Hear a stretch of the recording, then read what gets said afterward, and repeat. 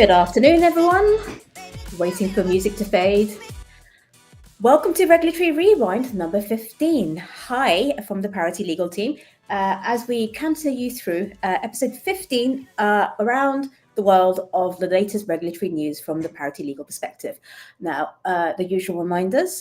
We are Parity lawyers. We are not your lawyers. So none of what we say is legal advice, financial advice, or any other kind of advice, including lifestyle. And obviously, we will continue to keep asking our audience members for participation, participation, please, if anyone has any questions for us, including where do we get our awful puns from. So I'm Eva Wong. I'm going to hand over to the rest of the team for our different segments and over to the EU first with my dear colleague, Gustav. Thank you, Eva. I will start. I will today mostly report about new licenses going on in Europe, in the European market. At first, BitGo has received approval from German's BaFin to offer its digital asset service across all 27 EU member states. This is one of the first US firms to be recognized under EU-wide markets and crypto assets framework, and it will enable it to provide crypto services to institutional clients throughout Europe.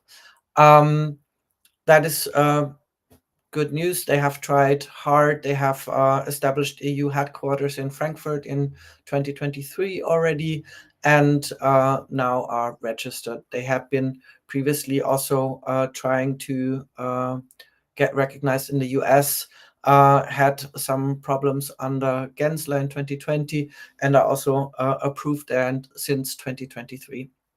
So great success for them. Gemini, cryptocurrency exchange, has received regulatory approval to expand crypto derivatives trading in Europe. It secured a MiFID II license in the Malta Financial Services Authority, allowing it to offer derivatives within the EU.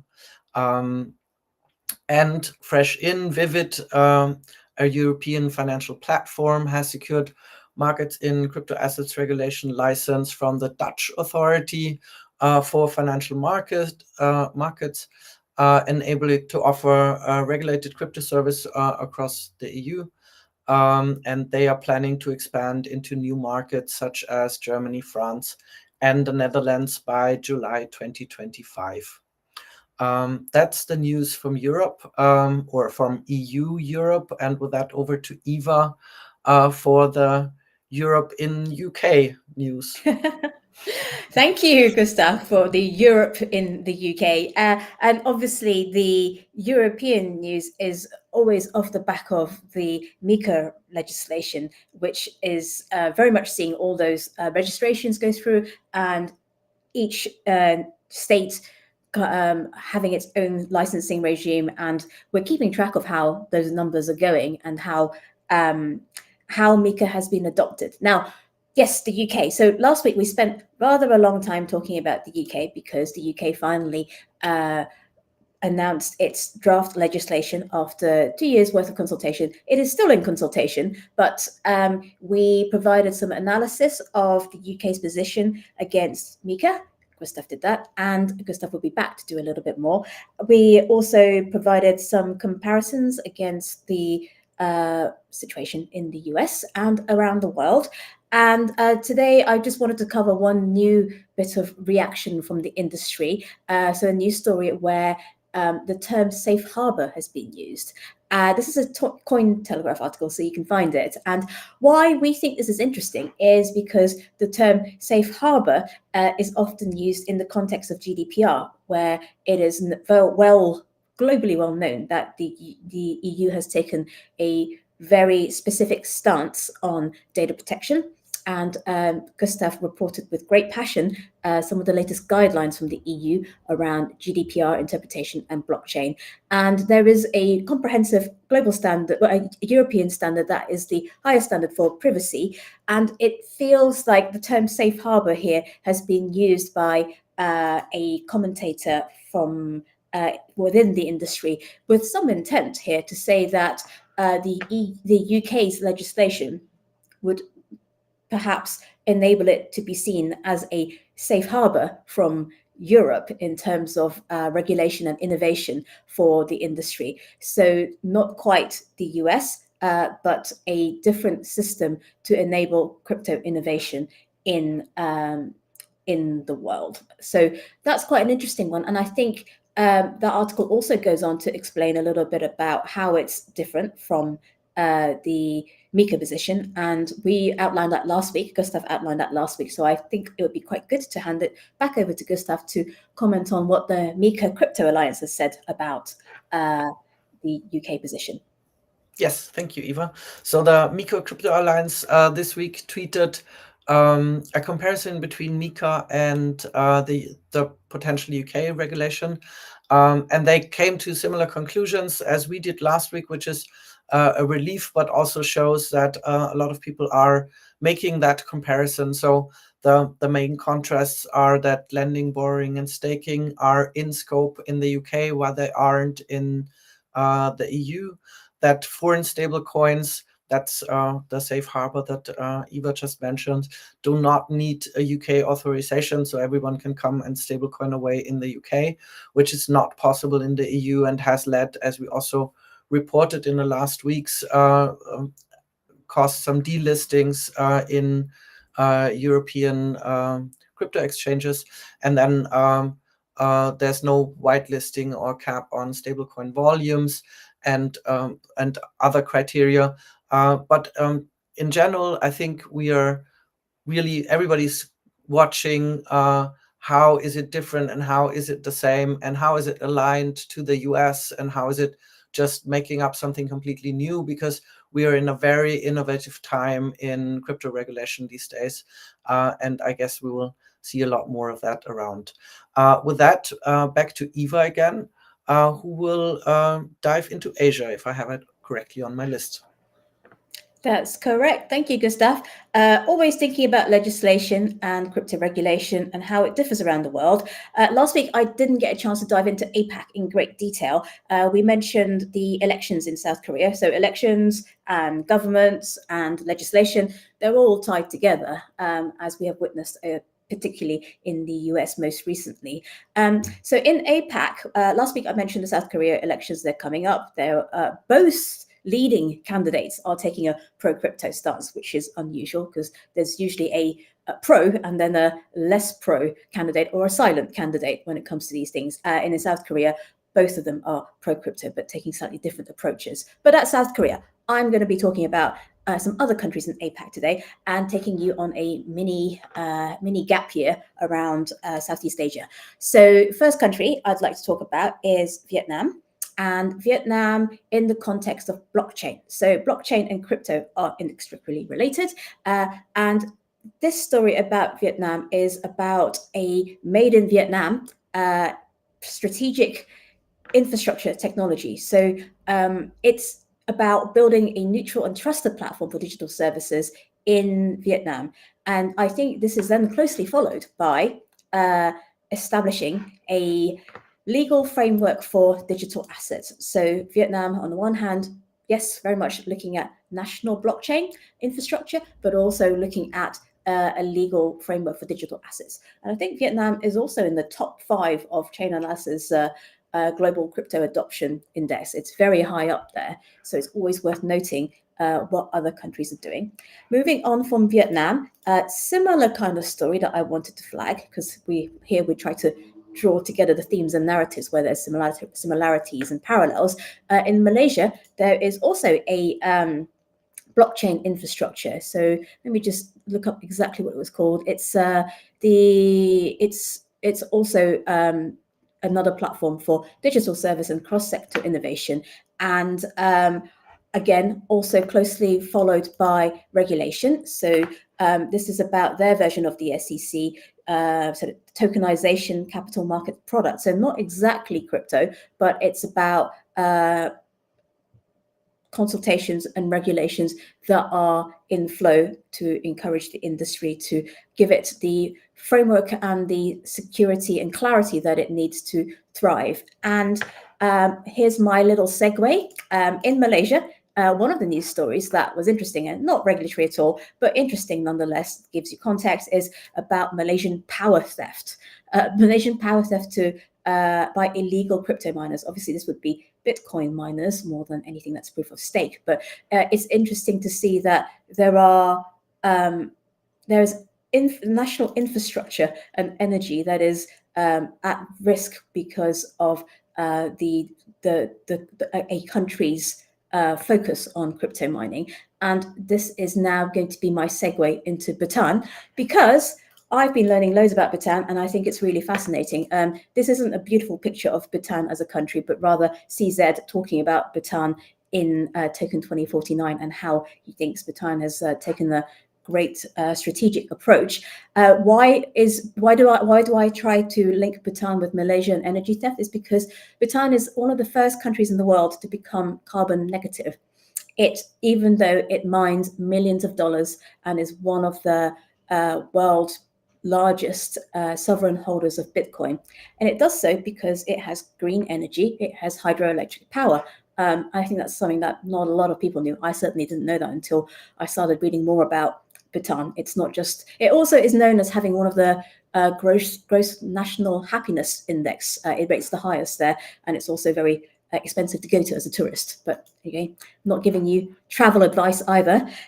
So this is CZ talking about Bhutan and its crypto digital asset framework policy, and how it's used it in a context of a country, how it can address certain issues such as a brain drain, immigration issues, people leaving the country, by offering people incentives to stay from a perspective of having made lots of money through Bitcoin mining. I think it's also interesting because Bhutan, even though it hasn't formally disclosed how much it holds in cryptocurrency, according to some sources, it has over 600 million worth of Bitcoin, and that represents about 30% of the kingdom's GDP, which proportionately is quite a lot. And the amount itself may not be a lot compared to other countries, but it's a small country,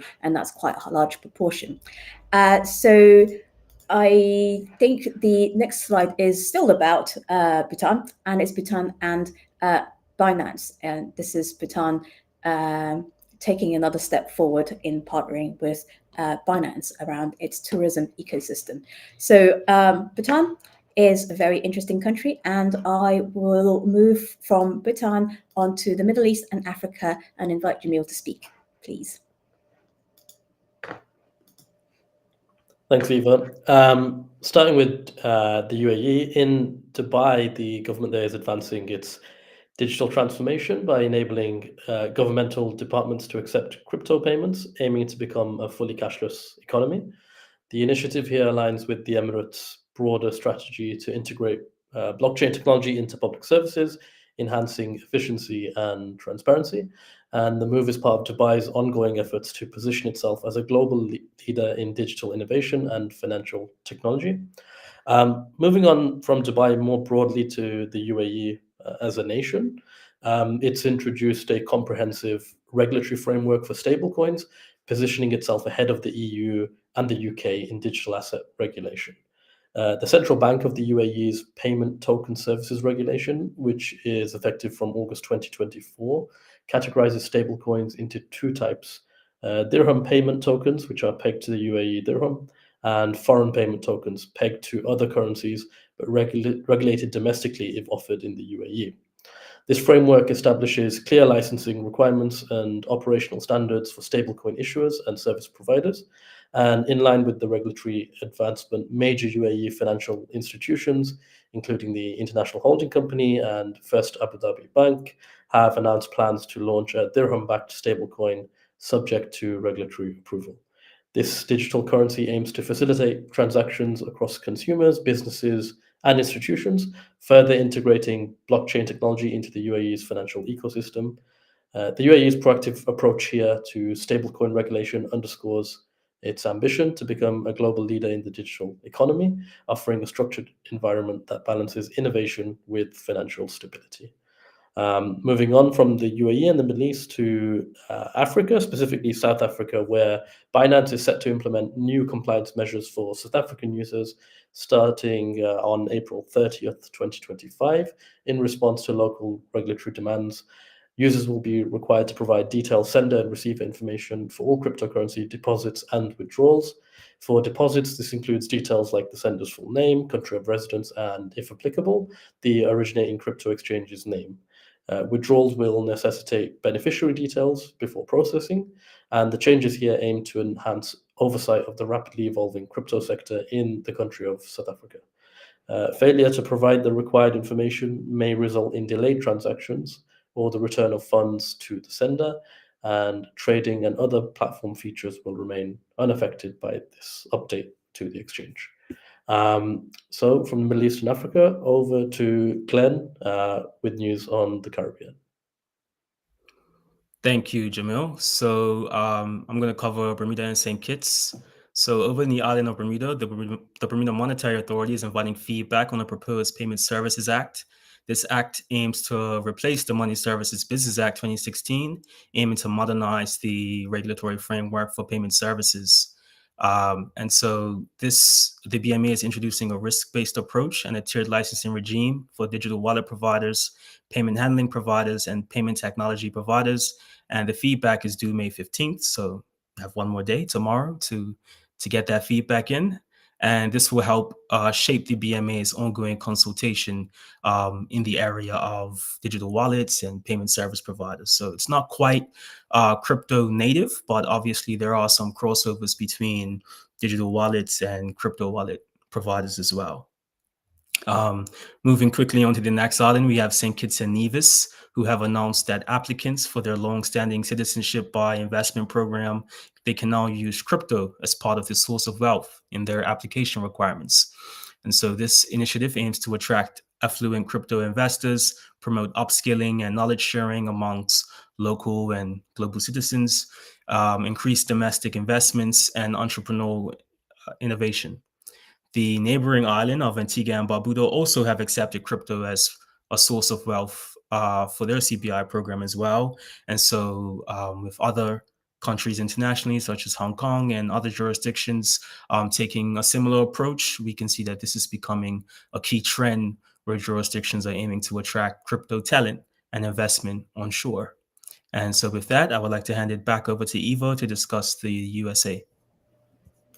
Thank you, Glenn. And over back in the US, and we promised this last week, there was a big news item, which was the introduction of the new draft market structure bill. And this was really big news. And I don't have very cool slides to show you of like beautiful seascapes, but I do have pictures of people to show you instead. So it was introduced by the House Republicans. This is the bill that was long awaited to regulate the crypto industry at large. And without going into the details of how the legislation works, this is it would largely end the SEC's oversight into most crypto assets by different definitions, by different things. It would amend the much complained about 1930s regulation that the SEC was operating under to exclude digital assets that met certain criteria. So it's all about what this different criteria would be, and it would effectively move the regulation of the secondary market trading of many of these assets from the SEC to the CFTC. Now, many of you will remember, not that long ago, the SEC had a lot of actions against a lot of different platforms, providers, exchanges, and also issuers of tokens, which they had taken using those existing old rules. So this is a really big thing, and there have been different attempts at bringing in legislation. Last year, there was FIT 21, which was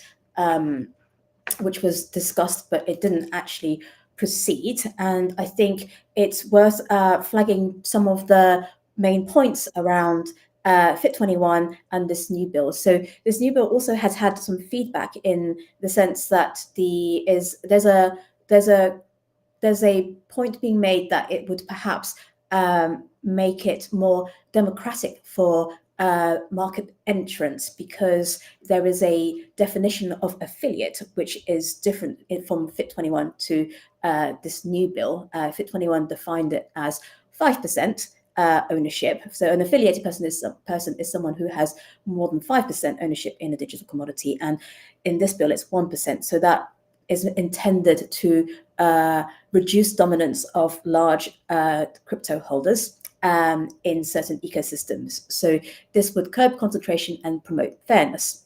Further differences with FIT21 is that there is also a percentage holding that would help a token or an ecosystem define whether it's decentralized or not. And we talk about decentralization a lot because whether something is decentralized or not will impact how it's classified, which includes whether it's a security or a commodity in some cases, but also in other contexts, decentralization is important. So in FIT21, it's about 20% ownership or voting power limit. In this new digital asset market structure bill, there's no specific percentage provided. A self-certification process is included for protocols to say how decentralized they are. There's also different exemptions for offerings, and the biggest difference will be which of the regulatory entities would be looking after the majority of the tokens. So, and there's also a difference in stablecoin treatment. It is excluded in FIT21 from SEC and CFTC oversight, but stablecoins are not specified in this new bill, and stablecoins are being dealt with through other pieces of legislation. Now, other pieces of legislation, I will pass it over to Gustav to comment on how well the legislative process worked on this bill. That sounds very nice. It seems it hasn't worked that well. A planned US House hearing on crypto policy was derailed by a protest led by the Democrats, who instead demanded a discussion on President Trump's alleged crypto ties. This resulted in the Republicans and the Democrats holding separate meetings. Republicans continued their discussion on proposed crypto market regulation bill, while the Democrats focused on corruption allegations against Trump and discussed legislation to ban senior government officials from involvement in crypto assets. So the Democrats have introduced a new legislation to prevent Trump from profiting financially from his crypto venture by proposing the Meme Act, which would prohibit high-ranking officials from promoting digital assets. And yeah, so that was the process. In essence, the Genius Act, which aimed to be regulating stablecoins, failed to advance in the Senate. U.S. Treasury Secretary Scott Bessent expressed support for the two crypto-related bills in Congress that aimed to establish the U.S. as a premier destination for digital asset. But despite this backing, this bill faced challenges. And as I mentioned, the Democrats went into different discussions. The critique is that there are concerns about corruption, including dealings with Trump's World Liberty Finance. And although an initial passed a critical committee with the help of pro-crypto Democrats, the Democrats are now going to this other path. So I would hand over to Glenn with more positive news from the US. Thank you, Gustav. And yes, I would like to cover some positive news, specifically in the crypto banking space. So the Office of the Comptroller of the Currency has confirmed that national banks and federal savings associations can buy, sell, and manage crypto assets under custody at the direction of their customers. Banks can also outsource crypto-related services, including custody and execution, to qualified third parties, provided that they maintain sound risk management practices and comply with the applicable regulation and policy. This would allow banks, for instance, to hold customers' private keys. And so we see that this move ultimately reverses prior restrictions and eases entry for traditional banks to move into the crypto markets, which is a complete turnaround from what we've seen from previous administrations when it comes to banking and policy in the US. And so with that, I would like to hand it over to Jamil. Thanks, Glenn. Staying in the US, Ripple Labs has agreed to settle its long-standing legal dispute with the SEC by paying a $50 million fine. This settlement concludes a lawsuit that initially started in December 2020, in which the SEC alleged that the exchange Ripple conducted unregistered securities offerings through the sale of XRP tokens. Originally, the SEC sought a $1.3 billion penalty. As part of the agreement, Ripple will drop its appeal concerning a prior court ruling that deemed $728 million in XRP sales to institutional investors as securities transactions.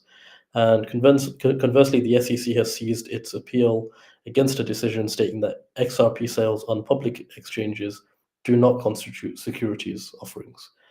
The finalization of this settlement depends on several legal steps being concluded, including an indicative ruling from Judge Annalisa Torres and potential motions in the Second Circuit Court of Appeals.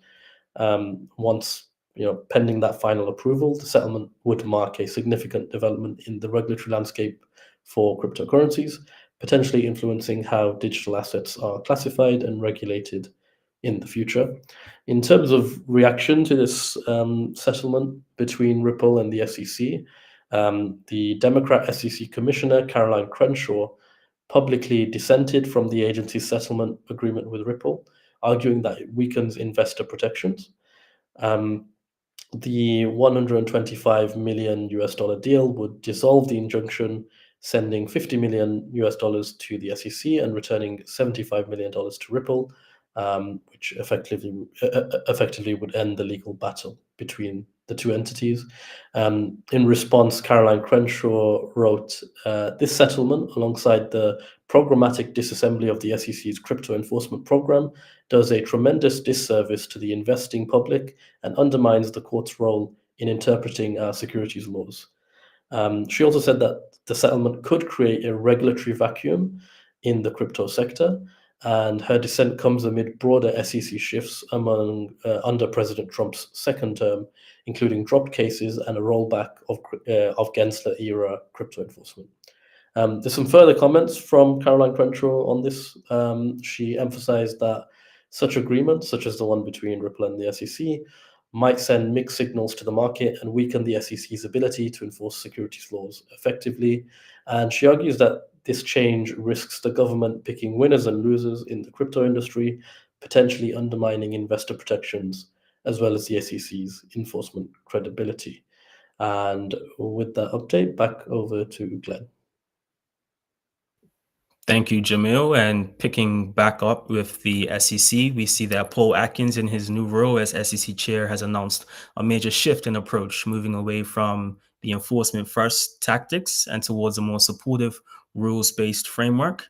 He said, "A key priority of my chairmanship will be to develop a rational regulatory framework for crypto asset markets that establishes clear rules of the road for the issuance, custody, and trading of crypto assets while continuing to discourage bad actors from violating the law." This move marks a significant departure from the previous administration's regulation by enforcement approach and aligns with the new administration's pro-crypto stance. And if we can move along to our funny news story for the week. Oh, Glenn, before we go there, I just Sure. thought, it's really interesting because with this US roundup, we started off with the problems with the legislation, and then we moved into some of the politics around why the legislative process is so difficult. And then we've had a bit of SEC updates around the cases that are being enforced and the cases that are being settled still. And where your last story is about kind of like a new dawn, a new day with Paul Atkins instead of Gary Gensler. It is still coming back in the absence of regulation, in the absence of actual law. it is still kind of looking like regulation by enforcement, isn't it? Yeah, it's interesting that you have these new appointees, and yet there's still tension. Especially if you look at the news that Jamil spoke about, it's still this tension happening with regards to what's the best way to approach regulation. And so, yes, we do have a new SEC chair who has stated intentions of, this is how we would like to do things, but I guess we will see how this progresses over time as new cases continue to arise and new policy continues to get implemented. And we will keep reporting on the news as it develops. And before we go, you did have a funny news story, and I think it is a funny one. Would you like to tell us, everyone, the funny news story, Glenn? Yes. So this week, we learned that Solana isn't just a blockchain anymore. It's now one of the fastest rising baby names in America. So the name Solana, which means sunshine in Spanish and Latin, fun fact, first cracked the top 1,000 baby names in 2023. In 2024, it was ranked 691, and this year it rose to 242, according to new data from the Social Security Administration. The name Solana traditionally referred to sun-exposed places in Mediterranean landscapes, but the Solana blockchain got its name from the Solana Beach in California, where the founders of Solana are based from. So Solana currently sits at number 5 in the top 5 cryptocurrency market caps. So we're not sure if parents are, trying to, inspire some financial, have any financial motivations behind the naming. But we can see that Solana is not just for tech bros, but for babies as well. So. And on that note, thank you very much, team, and thank you everyone for listening and viewing. We will be back same time next week with further non-legal or life-choicing advice. But enjoy the sunshine for those of us who are getting it at the moment. Thanks very much, everyone. Thank you. Bye. Bye.